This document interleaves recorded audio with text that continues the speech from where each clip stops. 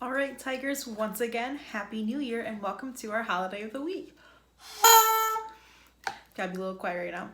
However, I bet you probably guessed that this would be the holiday of the week, right? It just makes sense. So, we're gonna talk about some traditions for New Year's Eve all around the world because in lots of different places, they bring in the new year in different ways. So in America, the most common thing that we see is really watching the ball drop. And the ball is in NYC. It's this giant, sparkly, almost like a disco ball. And it drops down, and we kind of all watch it on TV together. And this comes with a huge celebration.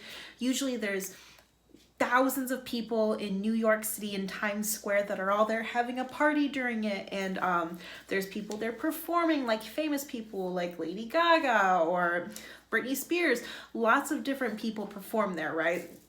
This year was a little bit different. There were still people performing there, but there really wasn't many visitors there because of, we want to social distance. But that show used to be it used to be hosted by Dick Van Dyke, who was a very, very famous person back in the day. You guys are all probably too young to know who he is, but now it's hosted by Ryan Seacrest. So that's like our big tradition in America, is kind of watching the ball drop with Ryan Seacrest now. And also we have fireworks that kind of go off all over the place. This year I didn't get to see any fireworks, but I definitely heard them going off near me. People tend to have like a little Happy New Year kiss at Happy New Year. They play with their air horns, they do confetti, they do all kinds of fun stuff for the new year.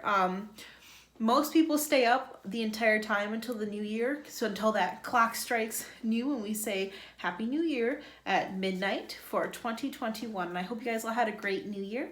I know that I had a very fun new year, just kind of relaxing at home this year. Didn't really see as many people. But here are some other traditions from other places. In Spain, something that they do for the new year is like a 12 grapes tradition.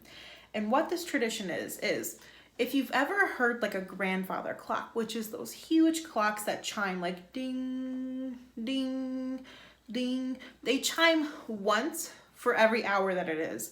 So when the clock strikes 12, like at midnight on New Year's, it chimes 12 times.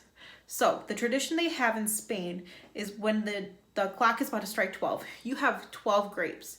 You have to be able to eat all 12 grapes before the clock strikes 12, before like all 12 chimes are done, or else you're gonna have bad luck for the year. So you eat 12 grapes in a row really fast. You kind of have to shove them all in your mouth so that you can be able to eat them all and kind of ring in the new year and have good luck. So it's kind of like a fun little tradition that they have in Spain.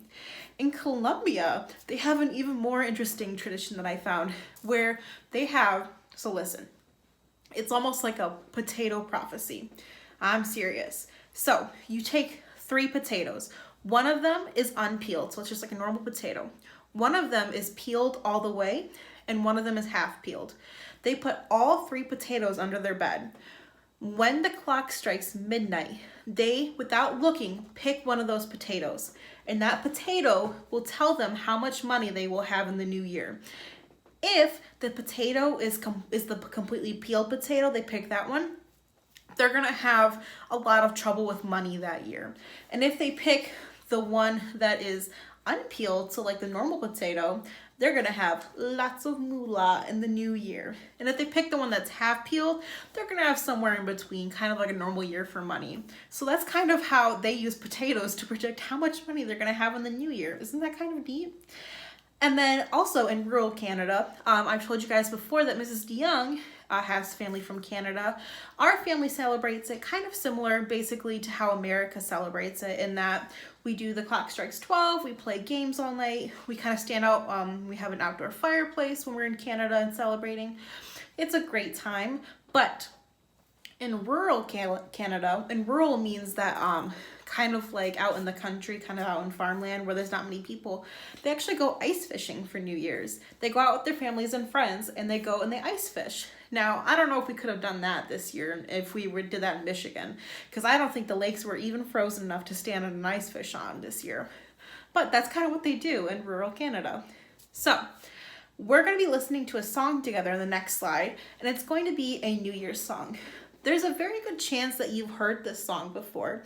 It's called Auld Lang Syne, and it is kind of like, it's kind of like the big New Year's song. And the thing about it is that a lot of people don't know the words to it, because the words, it's very much a Scottish song, so it's kind of hard to understand the words sometimes. But you've probably heard it either like in a movie, you can hear it at 12, or maybe you've heard it, your family plays it at 12, or maybe you haven't heard it at all. It's kind of an older song, so it might have kind of like, you know, as years go on, sometimes traditions kind of change.